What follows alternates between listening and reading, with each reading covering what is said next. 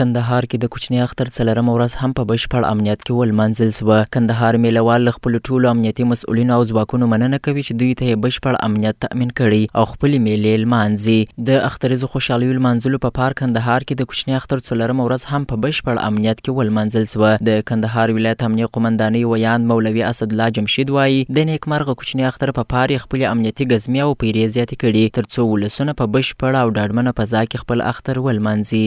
اوس په کندهار ښار کې موږ 1500 کسیزه کتاب دلته فعاله کړې ده چې هغه د ځانګړي د اختر د شپو په ورځو کې به د دوی امنیت نیسي. ټولو هیوادوالو ته دا ډاډ او اطمینان ورکوو چې خپل د خوشحالۍ شپې او ورځې ښه په پوره ډاډ او اطمینان سره ولمانځي. کندهاري میلهوال وایي چې د کوچني اختر د خوشحالۍ او مبارک ورځو په ترڅ کې څلورمه ورځ هم په پوره او ډاډمن امنیت کې ولمانځل.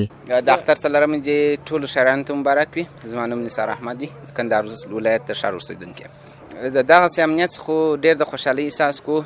انشاءالله چې هر ځای ته وځو ښه په امن فضایي، بس کوم د ویر خطر و شی نه، هم کوم داسې بل د امنیت له خوا څخه داسې یو خطر یا وسایلو ته یا هم انسانانو ته یا هم داسې د کندهار ښار اوسېدونکو ته ټول انشاءالله دا ښه منظم خوندور امنیت دی. ورته وخت کې نو کندهار میلهوال وایي له خپلو ټولو امنیتي مسؤلینو او ځواکونو څخه مننه کوي چې دوی ته یې بشپړ او ډاډمن امنیت راوستلی ترڅو دوی دغه مبارکې او د خوشحالیو ډکې ورځې او شپې د خپلو نورو ملګرو سره ولمانځي.